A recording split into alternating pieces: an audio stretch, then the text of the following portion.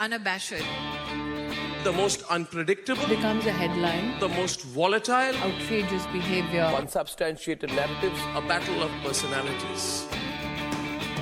Welcome to Grand Tamasha. I'm your host, Milan Vaishnav of the Carnegie Endowment for International Peace. The first phase of Indian elections begins on April 11th, a little more than a week from now. Joining me to discuss the latest political developments in India is Roshan Kishore, data and political economy editor at the Hindustan Times. Roshan, thanks for coming back on the show. Thank you, Milan. So just today, literally hours before we're taping this, the Congress Party unveiled its 2019 general election manifesto. I know that you and I and so many other people are still poring over the details. Could you just share with us your sort of top-line summary of what's inside?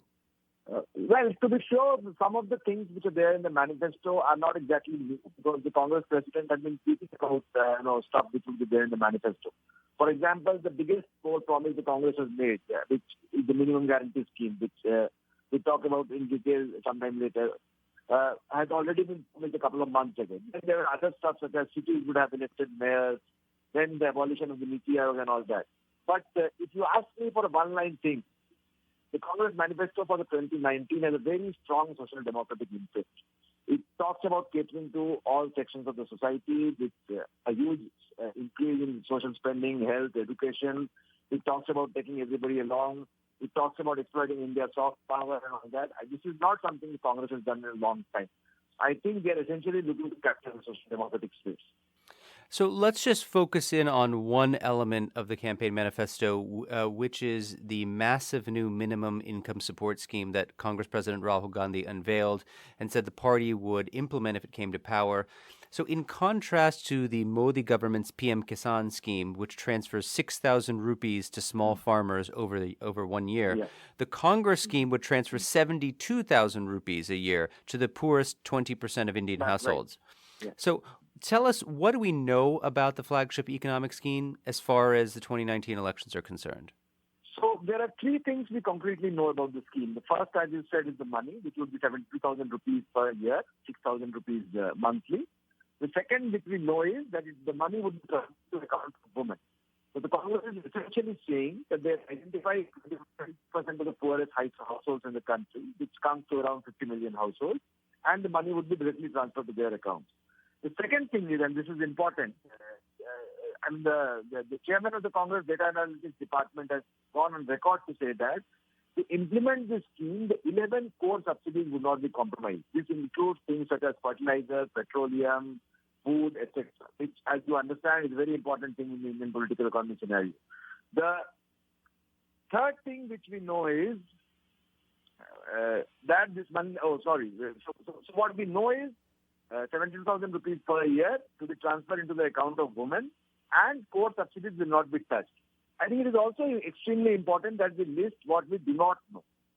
First, what we do not know is the Congress has dropped hints that the burden of the scheme, the fiscal burden of the scheme, will have to be shared by the center and the states. Now, what exactly will be the formula of the burden sharing, we do not know. The second thing, a lot has been said about how the government will go around targeting the scheme. That, I think, is more a matter of design when the government comes to power. But what we do not know is, Milan, you would know better than anybody else, that in India, there's a lot of regional divergence in economic well-being. For example, states such as Bihar and Uttar Pradesh could have a far greater population of poorest 20% households in the country than, say, the southern states or the western states. So what we do not know is the government were to identify 20% poorest households who would be the potential beneficiaries of such a scheme across states. The third thing, and I think this is extremely important, is what we do not know is that if such a scheme were to be implemented, and imagine 72,000 rupees per year in an Indian village is by no means an insignificant amount. Like you said, the Prime Minister and the Bharatiya Janata Party government thought that they could do a lot of political exploitation by just giving 6,000 rupees per year. So if the poorest were to get this kind of money, how this changes the fundamental political economic structure in Indian villages and even cities is something we have absolutely no idea about. Remember, there was a lot of talk about even the NDNRE leading to a base inflation and that kind of stuff. So if this kind of this magnitude of spending were to be given directly to people's accounts, we have absolutely no idea what the potential impacts could be.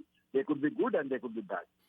Now, I know in some ways this is an impossible question to answer, but how do you think that this is going to play out on the campaign trail? I mean, will voters dismiss this as just another election jumla or gimmick?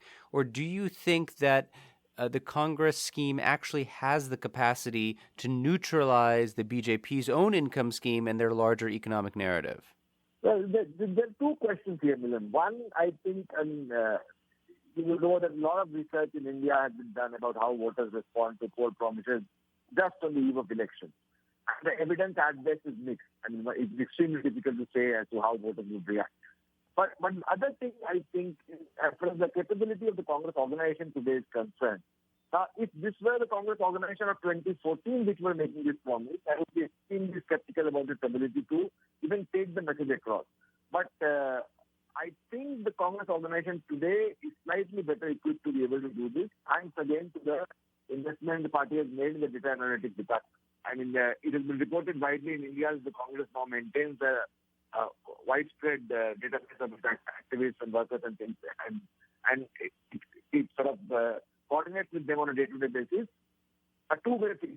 The party also, if it has to disseminate an information, it does that. It also seeks feedback from the workers. I'll only tell you what is, one anecdotal example. It was reported a lot before the Chhattisgarh election. The Congress is increasing procurement of paddy procurement prices in the state, and it is said that the farmers actually took back their produce from the local market and waited for the election results to happen. So one has to be cautious in deciding as to whether the Congress will be able to do this or not. The third thing, Milan, is this kind of a promise, when you say we identify 20% poorest households and give them a significantly large amount of money, now one has to keep in mind that nobody knows who those 20% households are. And, the kind of poverty and inequality India has, it is eminently possible that the potential beneficiaries of such a scheme, at least when voters think about themselves being potential beneficiaries of such a scheme, the number could turn out to be much higher. You might have a situation where, say, 40 to 45% of voters in each state or each constituency actually think that they could gain from this scheme. But if that happens and the sort of Congress is able to take this message across, who knows? One could see a big effect of this on the election. But like I said, all of this is in the realm of uncertainty right now. So I want to switch gears to talk about Rahul Gandhi's decision to contest the Lok Sabha elections from the Wayanad constituency in Kerala. You wrote about this in a recent Hindustan Times piece, and I just want to quote what you said. You said, quote, "The Congress's decision to field Rahul Gandhi in Kerala is a clear snub to the all India leadership of the CPIM, the Communist Party of India Marxist, especially its General Secretary Sitaram Yechuri. Why is this move a snub, and how does it reconfigure alliance politics?" When we were discussing the Congress manifesto, I said that the Congress manifesto is trying to capture the social democratic space in the country. Now, in India, that space has historically been with the left party. Some of the demands, such as increasing spending on health and education, etc., these are demands which have been historically raised by left parties. I think today the Congress is acting very shrewdly to further weaken the left, which is already at its weakest ever in the country, and capture that space. As far as the specifics of the Congress president's decision to contest from Wayanad is concerned, when Sitaram Yechuri took over as the General Secretary of the Communist Party of India Marxist, which is the largest communist party in India, I mean, there was a clear pro-Congress tilt in the stance of the CPIM. It had an alliance with the Congress in the West Bengal elections against the Trinamool Congress in 2016. And the results were disastrous for the CPIM because it actually ceded its second number 2 position to the Congress in the Assembly. Now, Kerala is a state where historically, since independence, it is the left and the Congress which have been main adversaries. And even in 2004, when the left, with its highest ever strength in parliament, actually supported a Congress government from outside, it routed the Congress in Kerala to win 18 out of 20 seats. Today, with the left robbed of its earlier assured parliamentary strength from West Bengal, where it would get an average of 31 seats, out of the total 42 from the state, the CPIM is already in a weakened position. And now, once Rahul Gandhi has taken this message to the Congress party that he is no more worried about riding roughshod over the CPM or antagonizing left ranks, not just in Kerala but outside the country, it is a clear message that the Congress does not see the left as a valuable ally, either pre-poll or post-poll, which is, as you know, if we were to have a hung parliament, the post-poll maneuvers will be extremely important this time in 2019 as well. It is a clear message to the CPIM that the Congress is no more banking on the left to get sort of any sort of help. It did not have an alliance with the left in Bengal, and now it is clearly challenging the left in Kerala as well. So, Roshan, I want to end this session like we do every week by asking you to share with our listeners, one story coming out of India that you think has not been adequately reported, but that we need to pay attention to. What would be on your list? Well, you would completely agree with me on this, Milan.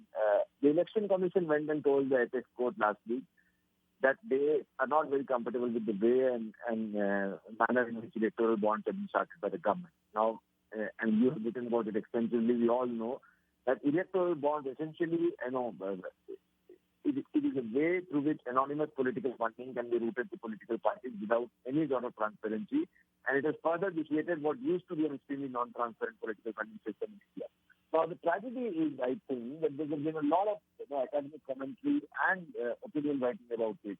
But as far as the news cycle is concerned, this issue, unfortunately, still does not have that kind of attraction in India. I would say, my vote for this week is there have been a series of news reports on this issue of fake news. Just yesterday, if I'm not mistaken, the Wall Street Journal, Washington Post, New York Times, and the Atlantic Monthly, in which your colleague Snigdha Poonam from Hindustan Times has a piece on this subject of fake news.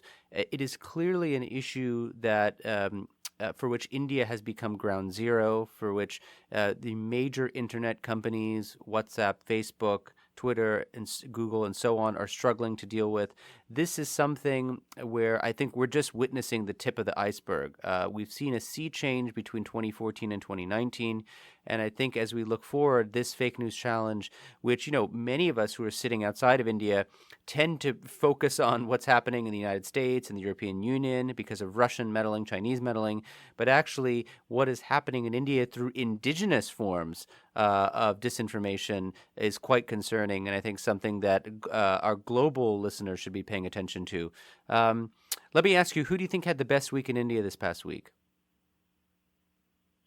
It has to be Amit Shah, the national president of the Bharatiya Janata Party. After the BJP denied the Lok Sabha ticket to its erstwhile patriarch Lal Krishna Advani, Amit Shah filed his nomination from Gandhinagar last week. And it was not just the BJP leadership, but the entire National Democratic Alliance leadership, including BJP's senior allies such as Ramvilas Paswan, Sukhbir Singh Badal, even the estranged Shiv Sena, all of them went to Gandhinagar. They made it a point to register their support for Amit Shah. And I think now Amit Shah is no more just another BJP leader. He's clearly the designated number 2 to Narendra Modi, and it has to be his week politically speaking. So my vote for who had the best week in India are the scientists at the Indian Space Research Organization, or ISRO. They successfully tested an anti-satellite missile this past week. Unfortunately, they did not get a lot of the media credit because the Prime Minister decided to give a national address in which he touted this accomplishment of Mission Shakti, as it's called. But I think we've seen in the past several years several world-class achievements of Indian scientists, and this is perhaps the latest one. People have said, it's not that new, it's not that significant, but I do think that it puts India in a different category when it comes to their capabilities. Let's conclude by asking you, who do you think had the worst week in India? Well, there's some overlap and disagreement. You talked about the fake news thing in India, but I think the fake news ecosystem had the worst week in India. Because if you look at today's newspapers and the news cycle from yesterday evening onwards, yesterday the complete news cycle afternoon onwards was dominated by the Facebook shutting down this, what it's called inauthenticated behavior, which is essentially fake news pages, etc. Both the Bharatiya Janata Party and the Congress supporting pages seem to have been taken down. And I think what it has done is, it has, like you said, normally a lot of the fake news ecosystem is extremely technical and it is not very accessible to the common lay person. But the fact that Facebook is finally acting, I think, it will also send a message across within the common public, who is now a lot of them use social media in India, that there's something wrong with the social media the ecosystem. It is susceptible to sort of spreading fake news. And this will actually, I hope it makes people more vigilant. And the fact that Facebook has started acting will probably sort of force others to put their house in order also. So my vote for worst week is actually the Election Commission of India. I think the ECI is one of the most respected agencies associated with the government of India. However, they have really struggled to enforce the model code of conduct, which is a set of norms which guides both the incumbents and challengers to ensure a level playing field. There were reports that the government of Odisha had to stop payments under its cash transfer scheme because they ran afoul of the model code of conduct, but the Central Election Commission in Delhi allowed for the BJP's cash transfers to continue, which of course is a much newer program. We've seen a number of inflammatory statements which raise both religious and sectarian enmity between groups have gone thus far unchallenged. And I think that we're getting to the point where, given the news environment, the hypocrisies or double standards in some of the Election Commission's judgments are being brought out, and this puts them in a very difficult spot because this is an apolitical body that's had a pretty impressive record of service to the nation. But I think that the challenges they face are quite significant. Roshan, thanks so much for joining me on the podcast. Look forward to having you back soon. Thank you so much, Milan. Thank you very much. After a quick break, I'll be back to talk with Congress Member of Parliament Shashi Tharoor on the Congress vision for 2019, the state of secularism in India, and the economic record of the Modi government.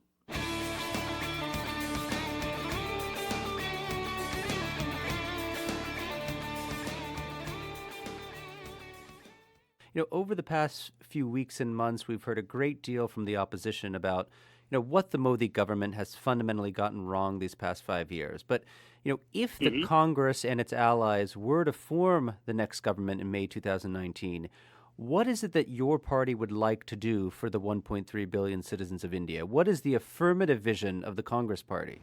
Well, our manifesto is about to be released, and I can't preempt that. I wish we could talk in a couple of weeks when that happens. But I can give you a broad idea. I mean, the first and most important thing we're offering is competence. The Congress Party has a very deep bench of highly experienced, qualified people who have run government ministries and know how to deal with public policy questions, which is frankly more than the BJP can say for other than a small handful of 4 or 5 ministers. They have an embarrassingly empty talent.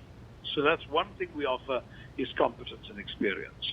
A second thing we offer is inclusiveness, because unlike the BJP, which became the first ruling party in the history of India to actually have a Lok Sabha, that is the lower house of parliament, without a single elected Muslim or Christian from their party, from a ruling party. There's never been an example of that until they did it.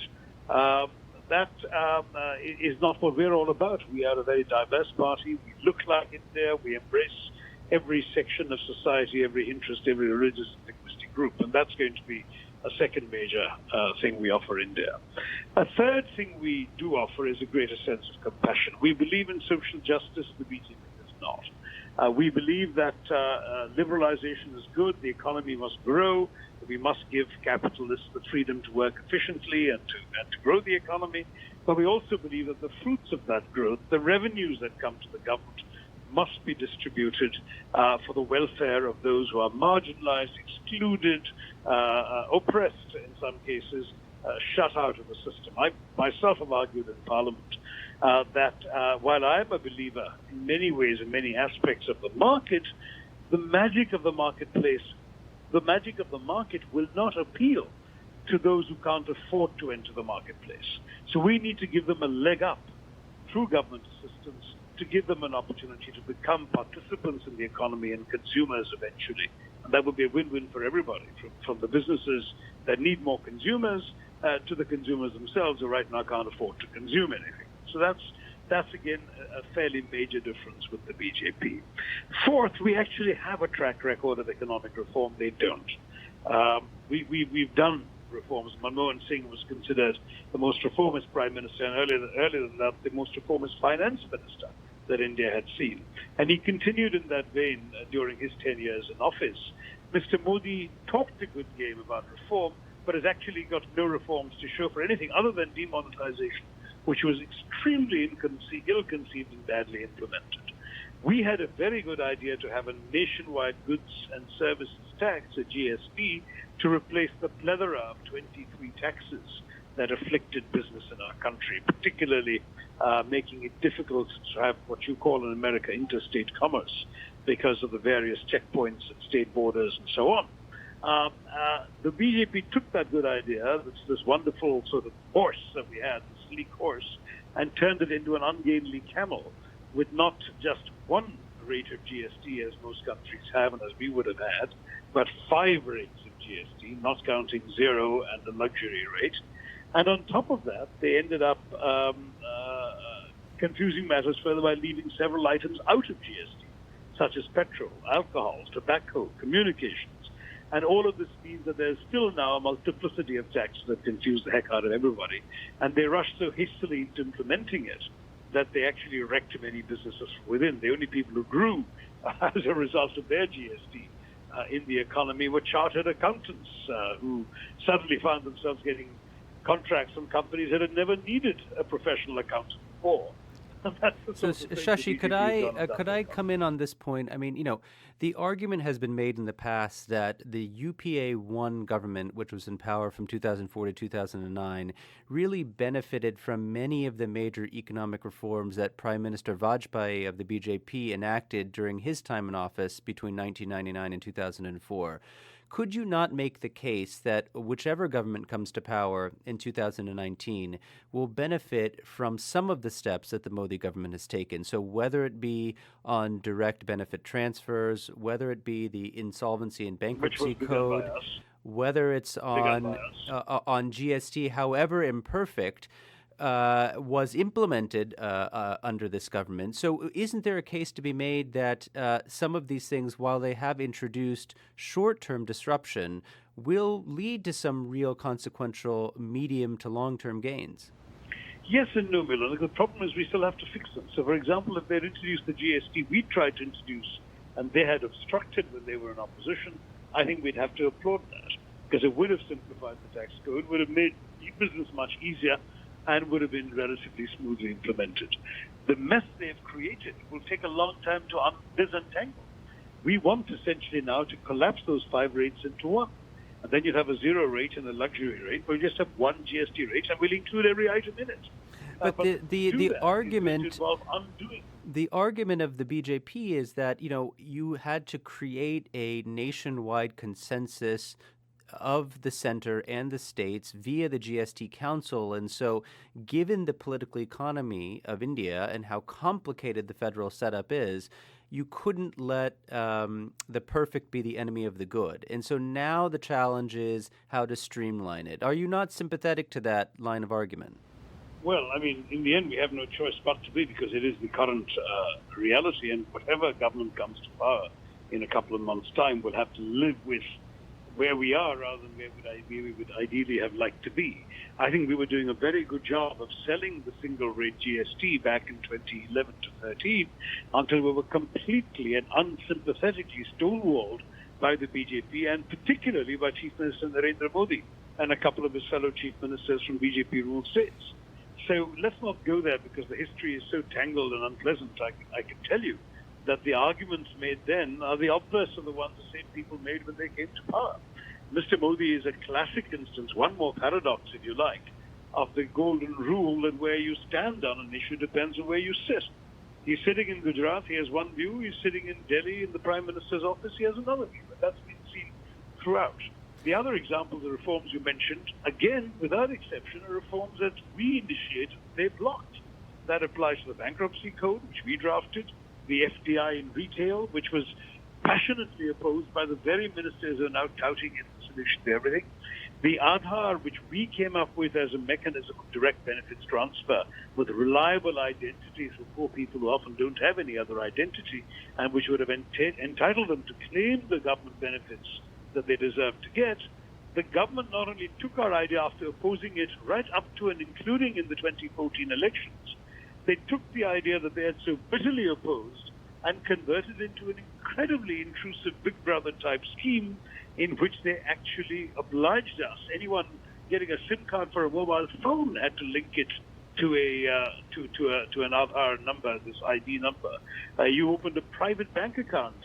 Nothing involving government transfers or government benefits. You had to give your Aadhaar number. it became a way for the government to maintain surveillance over every transaction of Indian citizens.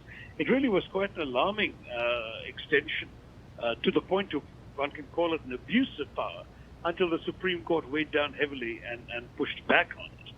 So I must say, I'm sorry, Milan, I think you're being very fair-minded, but also a bit too generous in giving the BJP credit for things that honestly should and could have been done differently and therefore better and with more effective results. So let me ask you, switching gears slightly on the election in your own constituency of Thiruvananthapuram, what would you say are the top 2 or 3 issues that your constituents are most animated by this election cycle? When you're out on the campaign trail, what are your constituents raising with you as their member of parliament? Okay, well, let me point out, just by way of background for your listeners in America, that this is untypical in 2 ways. It's untypical of India because the bulk of India is in the northern Hindi heartland states, where issues like the tensions with Pakistan loom very large, even now, and where there's still a bit of traction for a kind of khaki election that the BJP is trying to fight, fighting for votes on national security grounds and so on. In the south, the headlines have long since faded. No one mentions that incident anymore. Everyone's focused on real day-to-day issues. Terrorism, similarly, has hardly touched the south, whereas many severe incidents have affected the north. So there's a difference there, too. I would say South Indians are perhaps more concerned about the daily terror of poverty, ill health, disease, demonetization, job losses and unemployment, that kind of thing. But there's a second complication in my constituency, which is that it's also untypical of Kerala, because it's the only constituency in the whole state in which the BJP has a fighting chance. In the other constituencies, they're doomed to being rather poor, also ran third in a fight which will be dominated by the United Democratic Front, led by the Congress Party, and the Left Democratic Front, made up of various kinds of communist parties, which may strike you all as an anomaly, because there aren't too many communist parties doing very well in democracies anymore. But in Kerala, we actually have them in power in our state. And in my constituency, therefore, I'm facing a tough 3-corner fight with a resurgent BJP, which has got a governor to resign from his seat and come here and contest against me, and the Communist Party of India, which has also had a former minister who is from this constituency running against me. So it's a tough 3-cornered race in a way that is a bit untypical of elsewhere in Kerala, or indeed elsewhere in the south. We've got 2 strong, quote-unquote, national parties, and a third one that's nominally national, but really is strong only in Kerala and Bengal, that is the Communist Party. Anyway, what are people concerned about? They're concerned, first of all, about the growing and alarming signs of communal bigotry being spread by the BJP, which has also taken a hold of, I believe, still a minority of the majority. That is, a minority of the Hindu population is infected by this virus, this feeling that they need to think of themselves in terms of their religious identity, as Keralites and most Indians had not done until the BJP made it such an incendiary aspect of their political promotion. A second thing they're concerned about is basic economics. I mean, a gas cylinder that used to cost 390 rupees in UPA at its peak now costs almost 1,000 rupees. And that's because of the BJP having levied heavy taxes on gas cylinders and removed subsidies to a great extent. A liter of petrol at the pump will have a almost 20 rupee tax payable to the central government attached to it, so that while world prices of gasoline dropped around the world, in India it went up because the taxes quadrupled, even quintupled, thanks to BJP policies of finding this as a way of meeting the fiscal deficit. So these kinds of issues are what my constituents raise, in addition to which there are specific local issues. There's a famous temple where, by tradition, women of reproductive age have not been allowed to worship. And the Supreme Court ruled that was a violation of the Equality Clause of the Constitution, and that women should be allowed to go in and worship there. which created a major uproar amongst the believers who said that faith ought to be beyond the purview of such rulings. And this uproar was cynically exploited by the BJP, which, if it really wanted to solve the problem, could have simply passed a law with their crushing majority in Parliament, but didn't bother to even draft one. They much preferred to create bedlam in the streets and create disturbances and attack police and obstruct worshippers in order to gain themselves great headlines as stout defenders of traditional Hindu practices. And they are busy asking for votes on the back of that. I don't think that's going to work too much in any other part of Kerala. But here there is a fairly strong Hindu majority in Thiruvananthapuram, which has whose passions have been stoked up for a while. So that's something that I need to watch out for locally. So Shashi, could I just come in? Personality politics everywhere. Could I come in on the economy, which is one critique of the Congress campaign nationally is that given the centrality of bread and butter issues, the ones you mentioned, the economy, jobs, crop prices, and so on, do you think it has been a mistake in retrospect to focus so heavily on the issue of the Rafale scam? Some people say that this is sort of a diversion from the real issues that most voters care about, and that the Rafale deal is first of all, too complicated, and second of all, too linked to foreign policy for the average voter to truly, understand and care deeply about. Well, I can accept that critique, especially with hindsight, but let me explain the rationale for it. It's partly that the BJP successfully succeeded in casting aspersions on the ruling Congress party in the last election as an irremediably corrupt political organization, which we certainly don't believe we are, and frankly, certainly no more or no less than any other political party in this country. There is a certain level of corruption in the system, which I think you've written about, and where we many of us, someone like me who came into politics from a life outside, have found this peaceful and would like to see ended. But certainly no party has a monopoly on corruption, nor does any party have a monopoly on virtue. The problem we have at the moment with the BJP's stereotyping of the Congress party is that they've gotten away scot-free. And we felt that this enormous scam staring us in the face, which actually has national security implications too, because it has meant reducing what was intended to be a contract for 126 desperately needed fighter aircraft to a 36 aircraft deal, which has essentially also taken it away from assembly in India to manufacturing in France and other issues. So there's something here that reflects on the BJP's corruption as well as its crony capitalism, because the beneficiary of the offset contracts following this deal is a capitalist who traveled with Mr. Modi, the Prime Minister, to Paris when the deal was suddenly sprung on an unsuspecting nation. So for all of these reasons, I think Rahul Gandhi felt he needed to raise it.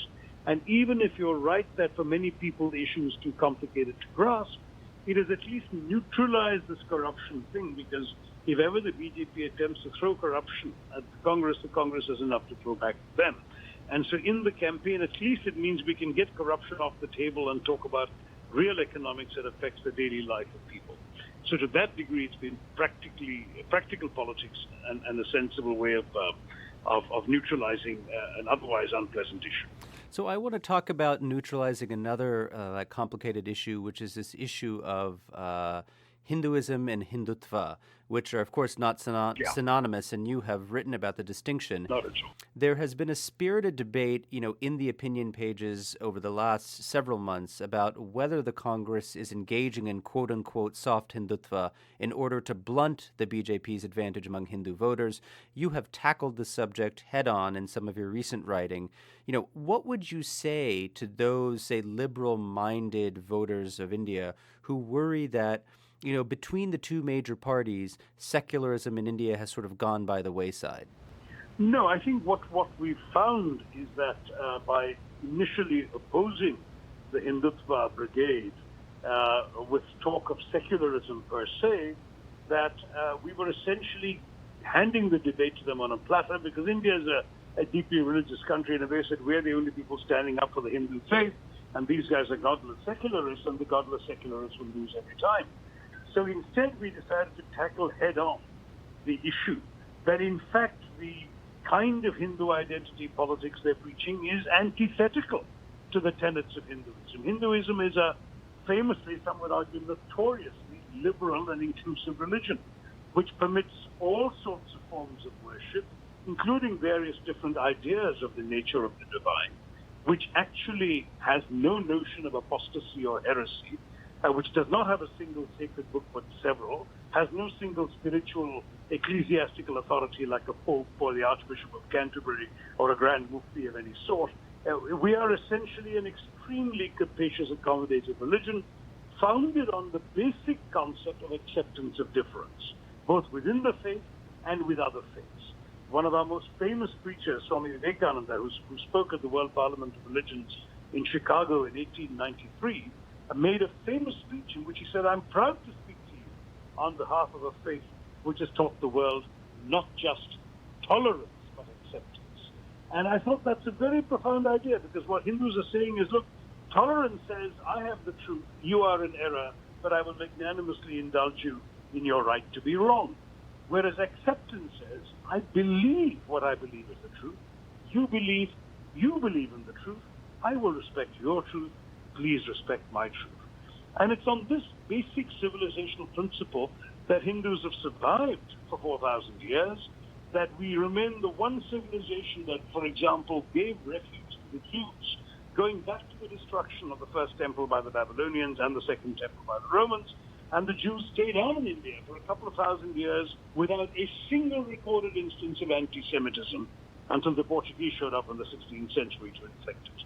So you've got a civilization which is absolutely open, accommodating, liberal, and now you've got a political doctrine which, in the name of the adherence of that faith, is actually driving a message that I personally consider un-Hindu, in that it is a message of bigotry, of intolerance, of reducing Hinduism, this magnificently large and spacious and almost majestic faith, into something much more like the identity team politics of the British football hooligan. And to my mind, that is unforgivable. And don't forget that the Hindutva idea, the very word itself, comes from the 1920s, when similar movements were rising in Italy with fascism, in Germany with Nazism, in Portugal, in Spain and elsewhere, which were resting on the same mix of ethnic pride theory, of nativist assertion, muscular militarism, and at the same time a certain allegiance to a kind of crony capitalist culture that characterized those countries. Now that doctrine was wiped out in Europe by 1945. It remained a very fringe idea in India until suddenly from the 1980s onwards, it grew up to take monstrous proportions and today rules an entire country. So it has to be spoken against. The Congress Party disagrees with Hindutva, whether soft or hard. It is absolutely fundamentally opposed to the notion of Hindutva as a political doctrine and of the use of Hindu identity in any such way. What we do believe, however, is that we can approach this issue from a platform of inclusive Hinduism, of Hinduism as a faith in which we are actually talking about inclusiveness in a large and diverse multi-religious society. So there's a profound difference between Hinduism and Hindutva, profound difference between the Congress Party, which believes in inclusion, and the BJP, which has been pandering to bigotry. Shashi Tharoor's latest book is titled The Paradoxical Prime Minister Narendra Modi and His India. He is the ruling Member of Parliament from Thiruvananthapuram who is campaigning for his third term in office. Shashi, best of luck on the campaign trail, and thank you so much for taking the time to join us today. Thank you, Milan. It's a pleasure. Grand Tamasha is a co-production of the Carnegie Endowment for International Peace and the Hindustan Times. You can find us on iTunes or wherever you get your podcasts. Don't forget to rate and review. It helps others find the show more easily. For more information about the show and to find the writing we reference on this week's episode, visit our website, grandtamasha.com. Production assistance comes from Jamie Hinson and Rachel Osnos. Tim Martin's our audio engineer, and Lauren Duax our executive producer. Thanks for listening, and we'll see you next week.